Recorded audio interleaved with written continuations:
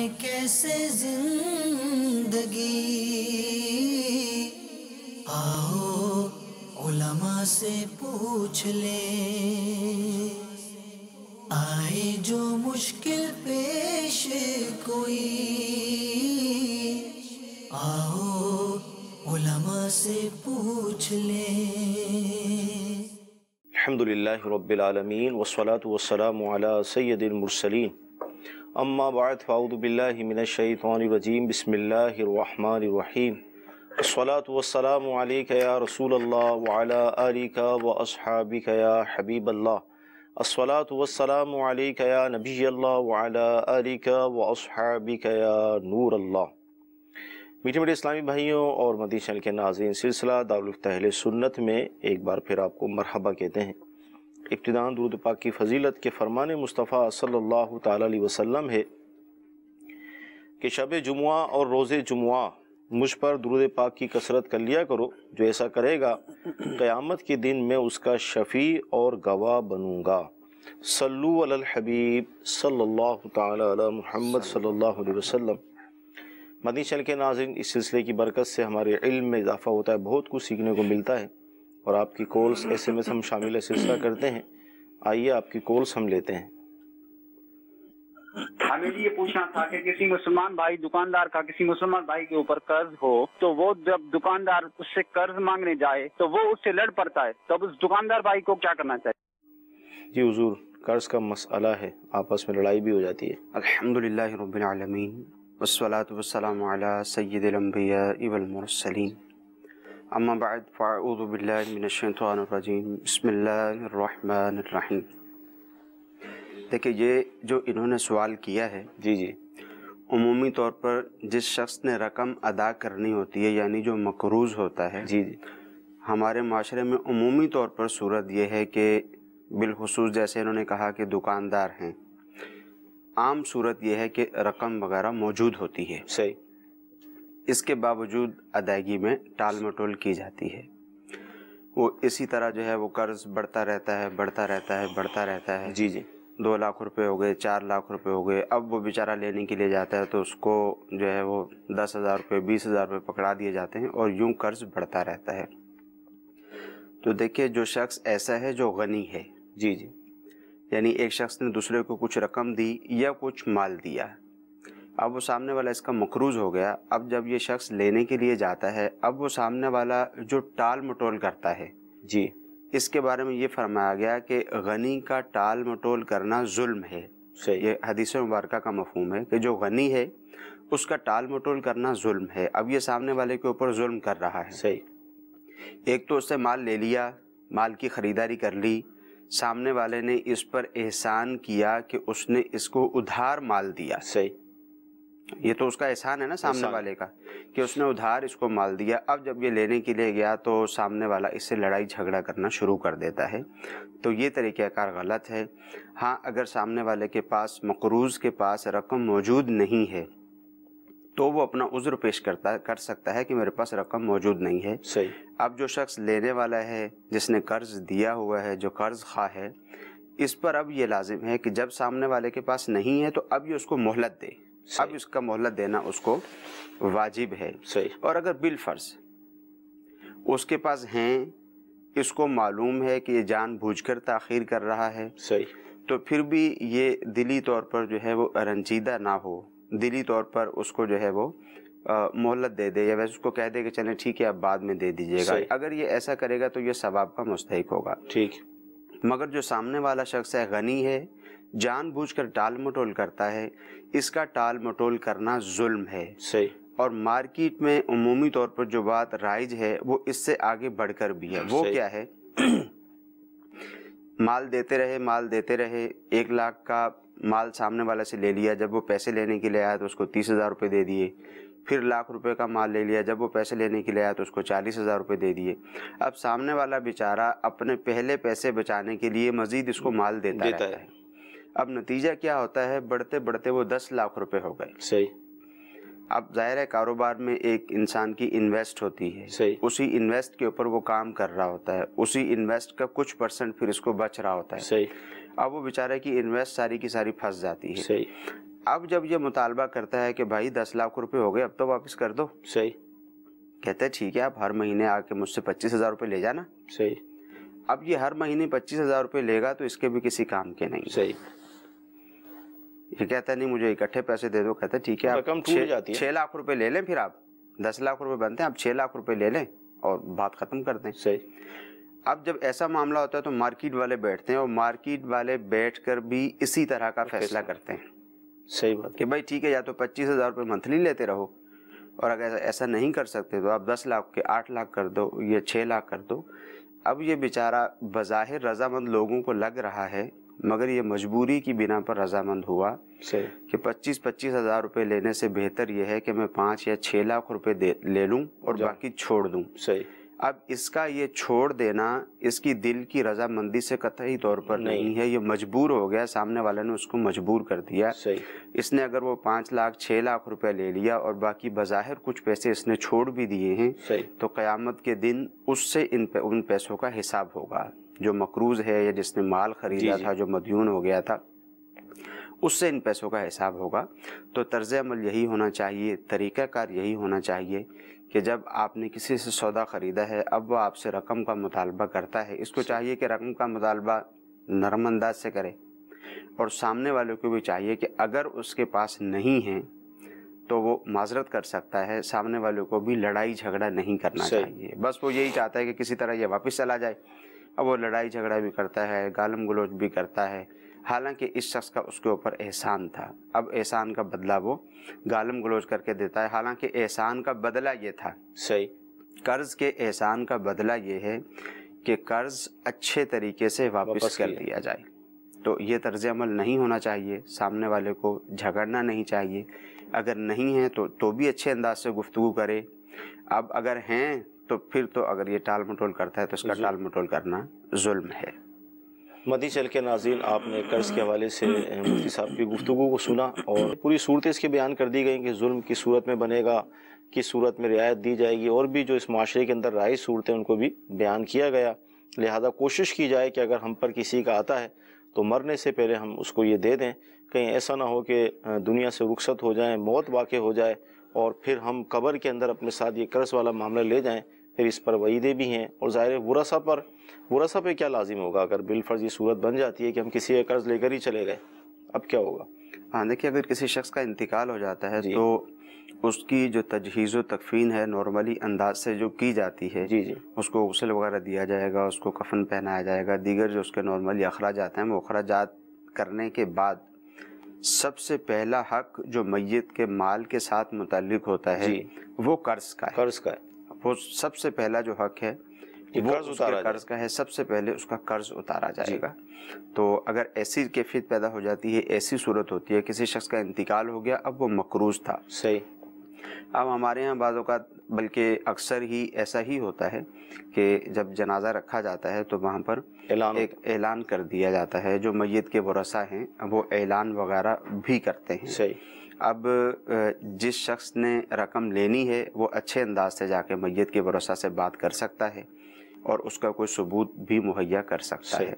اس سے یہ بھی بعض اوقات ایسا بھی ہوتا ہے کہ ایک شخص رقم لینے کے لیے جاتا ہے تو میت کے ورثاء اس سے اس کا ثبوت پوچھتے ہیں. صحیح. اور ظاہر ہے پوچھ بھی سکتے ہیں، پوچھنے کی تو شرعی طور پر اجازت ہے. صحیح. یا تو اس کے پاس شرعی طور پر گواہ موجود ہوں. صحیح. اگر گواہ نہیں ہے تو کوئی ایسی پختہ تحریر اس کے پاس موجود ہونی چاہیے. صحیح. تو اسی لیے یہ کہا گیا کہ جب قرض کے معاملات کریں، جب لین دین کے معاملات کریں تو ان کو تحریر کر لینا چاہیے، اور تحریر بھی ایسی ہونی چاہیے جو قابل قبول ہے. یعنی گواہوں کے ساتھ تحریر ہو، سائن کے ساتھ تحریر ہو جو کہ قابل قبول ہو، تاکہ بعد میں اب اگر کوئی شخص کسی کا انتقال ہو گیا، اب اس نے اس سے رقم لینی تھی، اگر یہ اس کو معاف نہیں کر سکتا، یہ لینا چاہتا ہے، اس نے مال چھوڑا بھی ہے، صحیح، تو ضرور اس کی رقم ادا کی جائے گی، مگر یہ اسی صورت میں ہو سکے گا جب اس کے پاس کوئی ثبوت وغیرہ موجود ہوگا.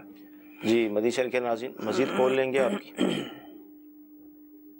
سوال آپ سے یہ تھا کہ ہمارے گھر میں ہم نے کالی ایک کام پہ رکھی ہوئی ہے، وہ ہمارے کپڑے جو وہ دھوتی ہے، تو سم ٹائم کپڑے پلیت ناپاک بھی ہو جاتے ہیں، تو کیا وہ دھوئے گی تو وہ پاک ہو جائیں گے؟ کیا اس سے ہماری نماز ہو جائے گی؟ آپ ہماری رہنمائی فرما دیجیے.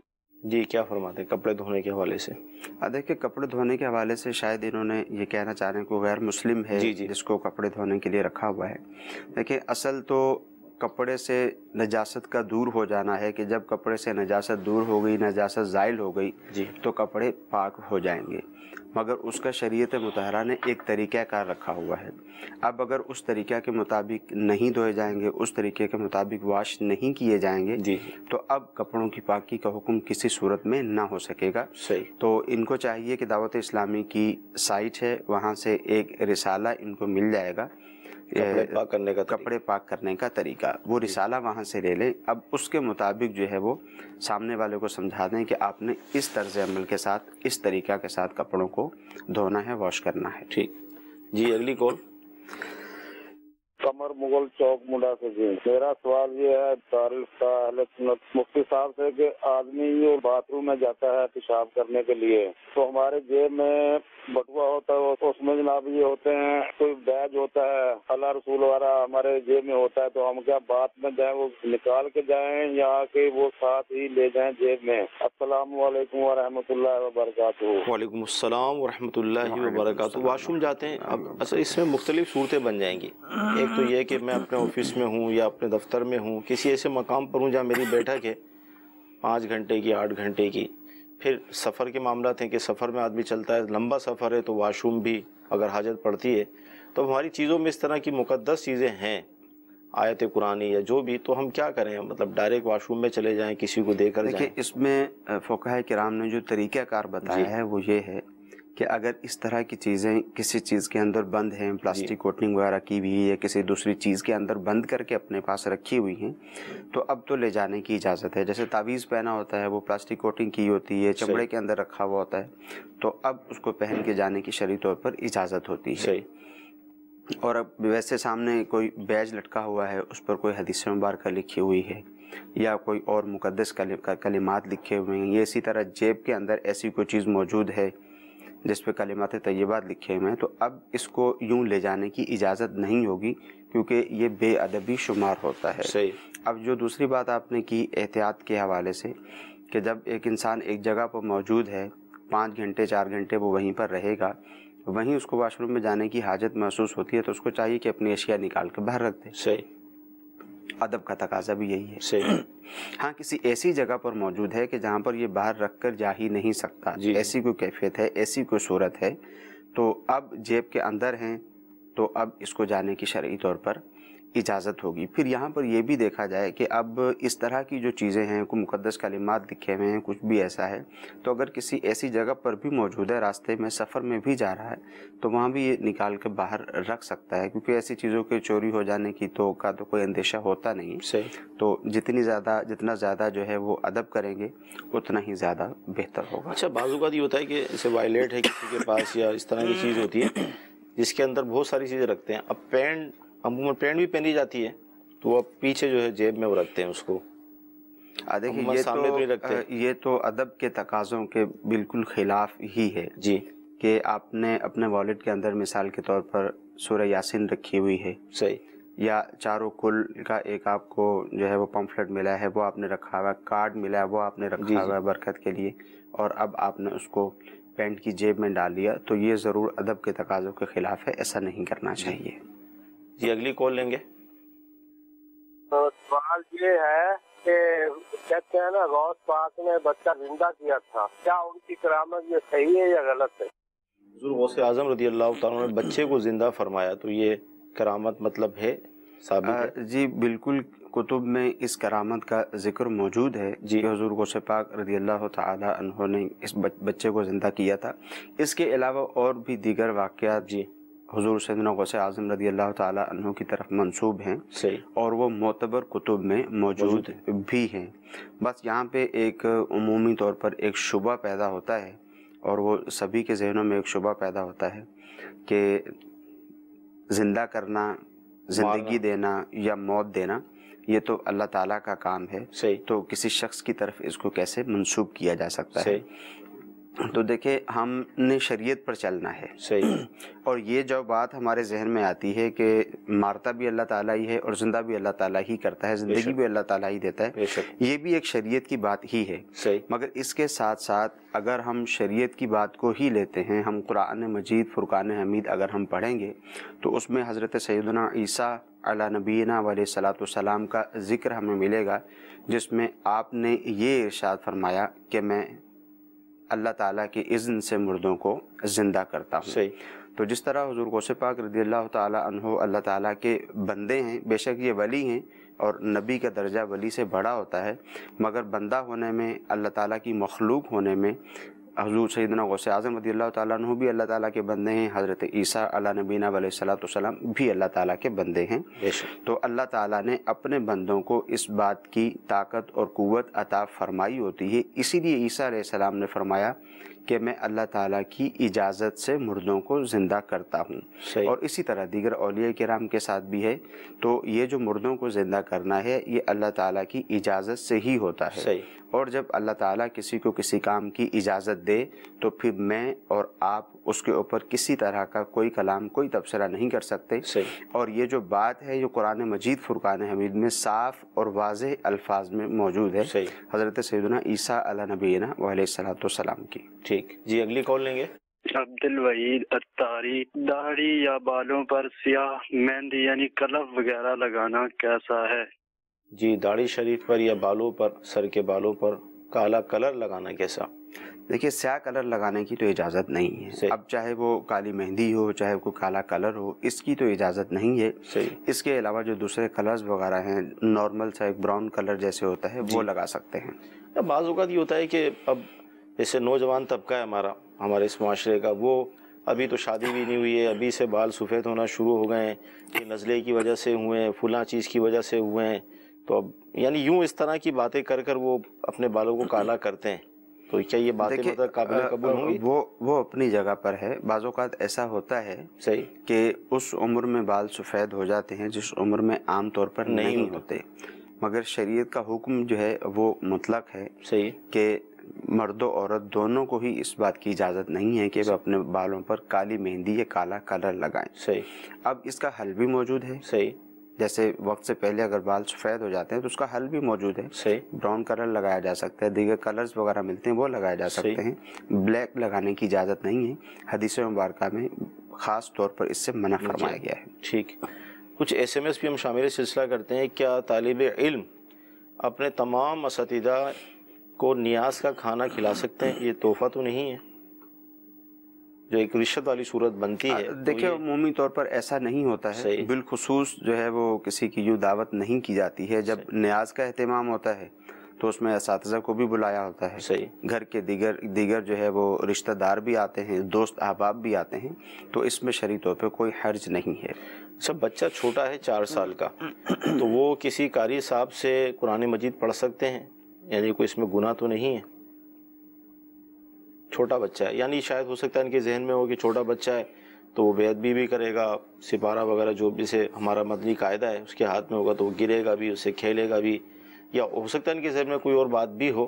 دیکھیں بظاہر تو ایسی کوئی بات نظر نہیں آتی جی کہ 4 سال کا بچہ ہے اور 4 سال کے بچے کو عام طور پر پڑھایا بھی جاتا ہے، کوئی حرج نہیں ہے کہ قاری صاحب سے وہ پڑھتا ہے۔ ہاں یہ ہے کہ تھوڑا سا احتیاط کر لی جائے، بچے کے ہاتھ میں یوں نہ دیا جائے، پاس بٹھا کر ان کو جو ہے وہ قاعدہ وغیرہ دے دیا جائے اور پھر اس کے ہاتھ میں نہ دیا جائے، جب وہ پڑھ لے تو پڑھنے کے بعد اس سے لے کے رکھ لیا جائے تاکہ بے ادبی وغیرہ نہ ہو۔ اب بچہ ہے، اس سے اگر گر بھی جاتا ہے تو ظاہر ہے اس کے اوپر تو شریعت لاگو نہیں ہوتی، صحیح، تو بہرحال پھر بھی جب اس نے پڑھ لیا پھر اس سے لے لیا جائے۔ صحیح۔ جناب میرا سوال ہے کہ باہر گلی میں کناتے لگا کے اور لاؤڈ اسپیکر لگا کے لیڈیز کی میلاد کرانا شرعی طور پہ جائز ہے؟ کیا فرماتے ہیں؟ یہ ہو رہا ہے علاقوں میں؟ دیکھیں یہاں ایک بات تو یہ ہے کہ عورت کی آواز، عورت کا نغمہ یہ بھی ایسے ہی ہے جیسے خود عورت ہے۔ ٹھیک ہے، جس طرح عورت پر پردہ لازم ہے تو عورت کی جو آواز ہے اس کے اعتبار سے بھی پردہ ضروری ہے، یہ بھی ایک اعتبار سے ستر میں شامل ہے صحیح، کہ یہ غیر محارم تک نہیں پہنچنی چاہیے۔ ہاں جہاں جہاں ضرورت ہے کہ جیسے عورت گھر میں موجود ہے، باہر کو آیا، ضرورت کی کوئی بات کرنا پڑی تو عورت کے لیے حکم یہ ہے کہ وہ سخت لہجے سے اس سے بات کر سکتی ہے. صحیح. مگر اس طرح کہ عورت نعت پڑھتی ہے، نعت خوانی کرتی ہے، اچھی آواز اس سے پیدا ہوتی ہے، اب اس طرح کی کیفیت کے اندر عورت کی آواز غیر مرد تک پہنچنا یہ قطعی طور پر جائز نہیں ہے. ایک تو یہاں پر یہی بات ہے کہ عورت کی آواز جو ہے وہ بھی ایک اعتبار سے پردے کی چیز ہے. اگر غیر محارم تک جائے گی، عورت ایسا جان بوجھ کر رہی ہے تو یہ گناہ گار ہوگی. صحیح. تو اس میں عورتوں کی محافل وغیرہ کا جو اہتمام ہے گھروں کے اندر ہی کرنا چاہیے، بغیر مائک کے کرنا چاہیے، اور اگر مائک کے ساتھ بھی کرتے ہیں تو اس کی آواز محدود ہونی چاہیے. صحیح. دوسری بات انہوں نے کہا کہ گلی میں کناتے لگا کر ایسا کیا جاتا ہے تو ظاہر ہے گلی محلوں میں اس طرح کناتے لگانا، اس سے حقوق العباد تلف ہوتے ہیں اور ضرور ہوتے ہیں. عام طور پر یہی دیکھا گیا ہے. یہ تو عورتوں کی محفل ہے، اسی طرح مردوں کی محفل ہوتی ہے، اس میں بھی یہی ہوتا ہے. تو جب مردوں کی محفل ہو تو الحمدللہ تقریباً ہر جگہ پر ہی مساجد موجود ہوتی ہے. اب چاہے مسجد کمیٹی کی طرف سے کیا جا رہا ہے، کوئی بھی طریقہ ہے، تو مسجد کے اندر ہی اس طرح کی محافل وغیرہ ہونی چاہیے. یا مسجد موجود نہیں ہے تو کسی کھلے میدان میں یا کسی ہال وغیرہ میں اس طرح کا اہتمام کر لیا جائے تاکہ آنے جانے والے لوگوں کو تکلیف نہ پہنچے. مسئلہ یہ ہے کہ آج کل ویسے ہی دین اسلام سے، دین سے لوگوں کی دوری ہے. ویسے ہی اس طرح کی کیفیت پائی جاتی ہے کہ بس کوئی بات ملنی چاہیے اعتراض کرنے کے لیے، دین اسلام کے خلاف گفتگو کرنے کے لیے، تو ہمیں موقع نہیں دینا چاہیے. اگر اس طرح سے محفل ہوگی، رات کو 2-2 بجے تک محفل ہوگی اور جو ہے وہ کان پھاڑ آواز کا سلسلہ ہوگا، راستے کو بند کر دیا جائے گا، ٹریفک جیم ہو جائے گی، تو ایک تو شرعی طور پر یہ ویسے ہی درست نہیں ہے. اور دوسرا یہ کہ اب اگر ہم ایسا کریں گے، اب اگر دینی طبقہ ایسا کرے گا، اگرچہ وہ بیان کے لیے ہی ہوتا ہے، ظاہر ہے وہاں بیان ہوگا، نعت خوانی ہوگی جو کہ جائز کام ہے، نیکی کے کام ہیں، مگر یہ جو طرز عمل اپنایا جاتا ہے اس کی وجہ سے بہت سارے لوگ خود بخود بھی بدزن ہو جاتے ہیں دین سے، اور بہت سارے لوگوں کو بدزن کر دیا جاتا ہے.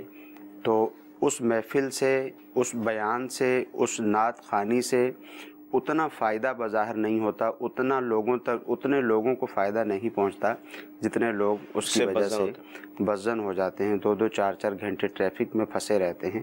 تو یہ طرز عمل بالکل درست نہیں ہے. دیکھا یہ گیا ہے کہ جہاں پر اس بات کا اہتمام کرنا ممکن بھی ہوتا ہے کہ آپ گلی کے اندر محفل کر رہے ہیں، آپ روڈ پر محفل کر رہے ہیں، آپ کے پاس ایک ہال موجود ہے، آپ وہ ہال رینٹ پر لے کر وہاں پر محفل کر سکتے ہیں اور وہاں پر اچھے انداز سے محفل ہو جائے گی.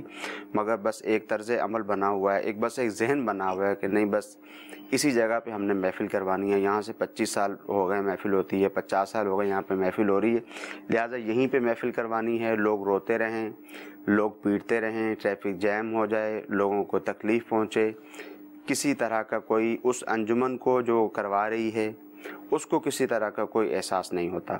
اور نتیجہ زیادہ تر یہ نکلتا ہے کہ بہت سارے لوگ دین اسلام سے بدزن ہوتے ہیں. جس دین کو پھیلانے کے لیے، جس دین کی تبلیغ کے لیے آپ نے محفل کا اہتمام کیا تھا، اب وہ محفل اس کا الٹ ہو جاتی ہے، اس کا نتیجہ اکثر جو ہے وہ الٹ نکلتا ہے. تو ایسا نہ کرنا چاہیے. مدنی چینل کے ناظرین، حقوق العباد کے حوالے سے بھی اس میں گفتگو کی گئی اس جواب کے اندر کہ ہمارے معاشرے کے اندر یہی ہوتا ہے کہ روڈ گلیاں بند کر کے اس طرح کی محافل کو سجایا جاتا ہے. اگرچہ نیت یہی ہوتی ہے کہ ہم سرکار کی ثنا خوانی کر رہے ہیں، نعت خوانی کر رہے ہیں، بیان بھی ہوگا، لیکن دیکھنا یہ ہے کہ اچھا یہاں پر مفتی صاحب جو ذہن میں سوال آ رہا ہے کہ ہم یہاں پر یہ بھی سوچیں کہ ہم جو یہ عمل کر رہے ہیں نعت خوانی کی صورت میں یا جو بھی گلی بند کر کے، روڈ بند کر کے، اس کا درجہ کیا ہے شرعاً؟ یہ مستحب ہے، مباح ہے، سنت ہے، فرض ہے، واجب ہے، کیا ہے؟ اور دوسری طرف لوگوں کو جو تکلیف پہنچے گی، ان کی جو دل آزاریاں ہوں گی، ان کے درجات کیا ہیں؟ کیا فرمائیں گے آپ؟ دیکھیں میرا خیال یہ ہے کہ اتنی تفصیل میں ہم نہ جائیں، بہرحال فقط اس بات کو دیکھ لیا جائے کہ محفل کروانا جو ہے جائز ہے، شرعی طور پہ کوئی حرج نہیں، لیکن اس کے جو کسی طرح کی کوئی قباحت نہیں ہے. اس کے تقاضوں کو مد نظر رکھا جائے، محفل کے تقاضوں کو مد نظر رکھا جائے، کسی ایسے شخص کو بیان کے لیے بلوایا جائے جو عقائد و نظریات کی اچھے طریقے سے اصلاح کر سکتا ہو، عمل کی بات کریں، جو عمل کے اعتبار سے اچھے طریقے سے اصلاح کر سکتا ہو۔ اسی طرح نعت خوانی ہوتی ہے، تلاوت ہوتی ہے، سب باتیں اپنی جگہ پر درست ہیں، کسی بات میں کوئی قباحت نہیں ہے، جائز ہے، سب کر سکتے ہیں، مگر یہ ہے کہ ایسے انداز سے کی جائے، ایسی جگہوں پر کی جائے کہ ایک بھی شخص ہمارے اس محفل کرنے کی وجہ سے، دیکھیں جو بھی مسلمان ہے وہ آپ کے نعت پڑھنے سے آپ سے بدظن نہیں ہوگا، تلاوت قرآن پاک سے بدظن نہیں ہوگا، ٹھیک ہے، آپ کے بیان سے قطعی طور پر وہ بدظن نہیں ہوگا، وہ اگر بدظن ہوگا تو اس حوالے سے ہوگا کہ آپ نے روڈ بلاک کر دیا، وہ 1 گھنٹے تک ٹریفک میں پھنسا رہا، آپ نے جس جگہ پر جس گلی میں محفل کی آپ نے وہاں پر ساؤنڈ سسٹم لگایا، آپ کے اس طرف بھی گھر ہیں اس طرف بھی گھر ہیں، 2 بجے تک آپ نے رات محفل کی، اور طرز عمل ایسا ہوتا ہے کہ یعنی وہاں سے آپ کافی دور بھی اگر موجود ہیں تو آپ سو نہیں سکتے، اور جو بالکل ساتھ موجود ہے اس کی کیا کیفیت ہوگی، تو یہ انداز نہیں ہونا چاہیے، ہمیں چاہیے کہ ہم اپنے اس انداز کو بدلیں،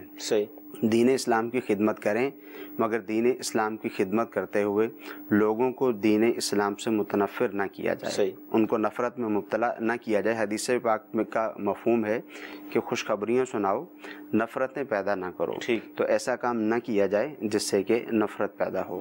مدنی چینل کے ناظرین، میں یہاں پر ایک وسوسے کی کاٹ کر دوں، کسی کے ذہن میں یہ بات نہ آ جائے کہ گویا کہ دعوت اسلامی ہمارا مدنی چینل نعت خوانی سے منع کر رہا ہے۔ اس جواب میں آپ دیکھ لیں کہیں بھی یہ نہیں کہا گیا کہ ہم نعت خوانی نہ کریں، بلکہ یہ کہا گیا کہ نعت خوانی کریں، لیکن اس کے انداز پر گفتگو ہوئی کہ مسجد کے اندر کریں، کسی ہال میں کریں، کسی گراؤنڈ میں کریں، تاکہ لوگوں کو تکلیف نہ ہو۔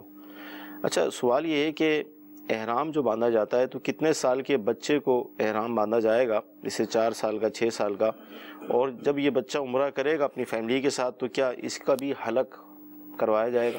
دیکھیے، جو چھوٹا نابالغ بچہ ہے اس کا احرام اس اعتبار سے تو نہیں ہے کہ جس کو ہم یہ کہا جاتا ہے کہ یہ احرام اس نے باندھ لیا ہے، اب اس پر احرام کی پابندیاں لازم ہو گئیں، ایسا تو نہیں ہے۔ ٹھیک ہے، اگر وہ بچہ ایسا ہے کہ اس کو احرام کی 2 چادریں جیسے پہنائی جاتی ہیں وہ پہنائی جا سکتی ہیں تو ٹھیک ہے، اس کو پہنا سکتے ہیں، اس میں شرعی طور پہ کوئی حرج نہیں ہے، مگر یہ ہے کہ احرام کی جو پابندیاں وغیرہ ہیں وہ اس کے اوپر لازم نہیں ہوں گی۔ ٹھیک ہے، وہ طواف بھی کرے گا، وہ صحیح بھی کرے گا، اس کو حلق بھی کیا جائے، نماز جیسے وہ ادا کر پاتا ہے اس طرح سے نماز کی ادائیگی بھی کرے۔ ٹھیک، میرا کمپیوٹر ہے کہ میں گانے وغیرہ بھرتا ہوں، کارڈ وغیرہ، تو جائز ہے کہ ناجائز ہے؟ ویسے تو ان کو اپنے سوال کا جواب خود ہی معلوم ہوگا جی، کہ انہوں نے یہ کہا ہے کہ میرے پاس کمپیوٹر ہے، جی، اور کارڈ وغیرہ جو ہے وہ لوگ میرے پاس لے کے آتے ہیں، میموری کارڈ، اور اس میں لوگوں کو گانے بھر کے دیتا ہوں، تو ظاہر ہے ان کو خود ہی یہ بات معلوم ہوگی، ہر مسلمان کو ہی پتہ ہوتی ہے کہ یہ کام شرعی طور پہ جائز نہیں ہے۔ ایک تو ہے میموری کارڈ فروخت کرنا، وہ خالی میموری کارڈ ہے بیچ رہے ہیں، وہ فروخت کرنا اس کی ایک علیحدہ حیثیت ہے، اور پھر اگر کوئی شخص میموری کارڈ لے کر آتا ہے اس کو گانے بھر کر دینا، یا میموری کارڈ ہی ایسا اپنے پاس رکھا ہوا ہے جس میں اپنے گانے وغیرہ بھرے ہوئے ہیں، سامنے والا لینے کے لیے بھی آتا ہے، وہ کہتا ہے کہ مجھے گانوں والا میموری کارڈ دے دو، آپ اس کو دیتے ہیں، تو یہ ضرور گناہ کے اندر معاونت ہے، گناہ کرنے میں تو یہ ضرور گناہ ہے، گناہ کے کام میں مدد کرنا بھی گناہ ہے۔ ہاں، جو میموری کارڈ آپ نے بیچا ہے، جو میموری کارڈ کی جتنی رقم بنتی ہے وہ رقم لینا بھی جائز ہے۔ اس کے اوپر جو گانے وغیرہ بھر کے دیتے ہیں، جیسے کوئی شخص میموری کارڈ لے کر آیا، آپ نے اس کو گانے بھر کے دیے، اس کی جو رقم آپ نے لی وہ رقم بھی آپ نہیں لے سکتے، رقم اگر آپ نے لی ہے تو اس رقم کو صدقہ کرنا ضروری ہے۔ یعنی فی نفسی اگر دیکھا جائے تو یہ جو آلات ہیں، جیسے مدنی چینل جو آج اپنے گھروں میں ہم دیکھتے ہیں، اس کے لیے ظاہر ٹی وی ہے، LCD ہے، جو بھی ہے، اب ان کا صحیح استعمال بھی موجود ہے، مدنی چینل ہم دیکھ رہے ہیں، اور غلط استعمال بھی موجود ہے، تو یہ استعمال پہ ہی ڈیپینڈ کرے گا؟ جی، استعمال پر ہی ڈیپینڈ کرے گا۔ ظاہر ہے جب وہ میموری کارڈ کی بات ہوئی کہ جب اس کے پاس میموری کارڈ موجود ہے، یہ خالی دے دے گا تو کوئی حرج نہیں، تو اس کے اعتبار سے کوئی حرج نہیں ہے۔ اب سامنے والا کیسے استعمال کرتا ہے یہ اس کے استعمال پر ہے۔ ٹھیک، جی، اگلی کال لیں گے۔ اعلیٰ حضرت امام اہل سنت نے فتاوی رضویہ شریف کے اندر کسی جگہ پہ یہ لکھا ہے کہ عورتوں کو سورۃ یوسف کی تفسیر نہیں پڑھنی چاہیے؟ جی، اعلیٰ حضرت کے حوالے سے یہ منسوب ہے کہ آپ فرماتے ہیں کہ سورہ یوسف کی تفسیر عورتوں کو نہ پڑھائی جائے۔ ہاں، وہ دیکھیے، وہ اس اعتبار سے ہے کہ سورہ یوسف کے اندر جو ہے وہ عورتوں کے متعلق کافی ساری گفتگو ہے، اور عورتوں کے عشق محبت کے بارے میں کافی ساری گفتگو ہے، تو عورت کا ذہن جو ہے وہ اس اعتبار سے کمزور ہوتا ہے۔ اللہ، جب وہ اس کو پڑھتی ہے تو اس کا ذہن اسی طرف مائل ہوتا ہے۔ حالانکہ اگر حقیقی طور پر دیکھا جائے، اس واقعہ کو حقیقی طور پر پڑھا جائے تو واقعتاً آپ دین کی طرف مائل ہوں گے، آپ دنیا کی طرف مائل نہیں ہوں گے۔ اگر اس کے جو مثبت پہلو ہیں فقط انہی کو لیا جائے، اگر دوسرے پہلو پر ہی نظر رکھی جائے اور اسی پہلو کو ہی فوکس کیا جائے تو پھر ظاہر ہے انسان غلط راستے پر جاتا ہے، کیونکہ اس میں عورتوں کا مکر و فریب بھی بیان کیا گیا ہے، تو اس وجہ سے اس کی ممانت ہے۔ باقی یہ ہے کہ تلاوت قرآن پاک کرنے میں تو شرعی طور پر کوئی بات نہیں ہے کہ سورہ یوسف کی تلاوت کی جائے، اس میں کوئی حرج نہیں ہے۔ یعنی اس سے اندازہ لگا لیں کہ اعلیٰ حضرت رحمۃ اللہ تعالی علیہ نے سورہ یوسف کی تفسیر کے حوالے سے جو منع فرمایا، تو فی زمانہ اپنی بچیوں کو موبائل دینا اور اس طرح کی سہولت دینا، گھر میں ایسی سہولت فراہم کرنا کہ وہ ہر طرح کا چینل دیکھیں، یہ کتنا نقصان دہ ہوگا، کتنا تباہ کن ہوگا، اور آئے دن اس طرح کے واقعات جو ہے وہ رونما ہوتے ہیں، آتے رہتے ہیں۔ تو لہذا قرآن مجید کے ایک سورت کے حوالے سے کہا گیا کہ سورہ یوسف کی جگہ سورہ نور کا تذکرہ آیا کہ سورہ نور کی تفسیر کا کہا جائے، تو اس میں بھی ہمارے لیے بہت کچھ سیکھنے کو ہے۔ جی اگلی کال لیں گے۔ مفتی صاحب سے میرا سوال ہے کہ بعد جماعت نماز ہو رہی ہے، اس کے پیچھے سورۃ فاتحہ پڑھنی چاہیے کہ نہیں؟ امام کے پیچھے قرات کا مسئلہ، دیکھیں امام کے پیچھے قرات کرنے کی اجازت نہیں ہے۔ احادیث طیبہ کا مفہوم ہے کہ امام تمہارا ضامن ہے، صحیح، جب وہ تکبیر کہے تو اس وقت تم بھی تکبیر کہو، اور جب وہ قرات کرے تو تم خاموش رہو۔ صحیح۔ اب چاہے امام جہری قرات کرتا ہو چاہے سری قرات کرتا ہو، دونوں ہی صورتوں میں مقتدی کو قرات کرنے کی شرعی طور پر اجازت نہیں ہے۔ جن احادیث طیبہ میں یہ فرمایا گیا ہے کہ فاتحہ کے بغیر نماز نہیں ہے، یعنی جو سورہ فاتحہ نہیں پڑھے گا اس کی نماز نہیں ہے، تو علماء نے فرمایا کہ ان احادیث کا مطلب یہ ہے کہ جو شخص انفرادی طور پر اپنی نماز پڑھتا ہے وہ سورہ فاتحہ نہیں پڑھے گا تو اس کی نماز نہیں ہے، کیونکہ امام کے بارے میں الگ سے حدیثیں موجود ہیں کہ فرمایا گیا کہ امام ضامن ہے، جب امام قرات کرے تو تم خاموش رہو۔ تو وہ احادیث انفرادی طور پر جو شخص نماز پڑھتا ہے اس کے لیے ہیں، اور جب آپ جماعت کے ساتھ نماز پڑھیں گے، چاہے وہ جہری نماز ہو چاہے سری نماز ہو، یعنی چاہے امام بلند آواز سے قرات کر رہا ہو چاہے آہستہ آواز میں قرات کرے، تو اب اس کے پیچھے جو ہے وہ سورہ فاتحہ نہیں پڑھی جائے گی، یعنی قرات نہیں کی جائے گی۔ ٹھیک، جی اگلی کال۔ آپ جو سبحان بات کر رہا ہوں سر، یہ پرائز بونڈ کے والے سے پتہ کرنا، یہ پرائز بونڈ جائز ہے یا ناجائز ہے؟ جو پرائز بونڈ کا انعام کے بارے میں کیا فرمائیں گے؟ جائز ہے؟ پرائز بونڈ کا انعام جائز ہے شرعی طور پر، اس میں کوئی حرج نہیں ہے۔ ہاں ایک اور بھی پرائز بونڈ شروع کیا گیا تھا۔ اولاً تو پرائز بونڈ کی حیثیت اس طرح سے تھی کہ آپ نے 7,500 روپے والا پرائز بونڈ خریدا۔ اب آپ نے جب خریدا تو آپ کے ساتھ یہ کوئی معاہدہ نہیں ہوتا کہ آپ ابھی یہ خرید کے لے جائیں اور مہینے بعد 2 مہینے بعد یا 5 سال کے بعد آپ کو اس کے اوپر انعام دیا جائے گا، کسی طرح کا کوئی معاہدہ نہیں ہوتا۔ اگر کوئی اس طرح کی بات ہو تو پھر اس کو سود قرار دیا جا سکتا ہے، پھر یہ واقعتاً سود ہوگا، ایسی کوئی بات نہیں ہوتی۔ آپ پرائز بونڈ خریدتے ہیں، آپ لے جاتے ہیں، اگر انعام نکلے گا، کروڑوں روپے کے اعتبار سے جو ہے وہ پرائز بونڈ خریدے جاتے ہیں، بیچے جاتے ہیں، اگر انعام نکلے گا تو آپ کو مل جائے گا، انعام نہیں نکلے گا تو آپ کو نہیں ملے گا۔ آپ کے وہ پیسے آپ کے کیش ہیں، کسی طرح کا کوئی معاہدہ نہیں ہوتا۔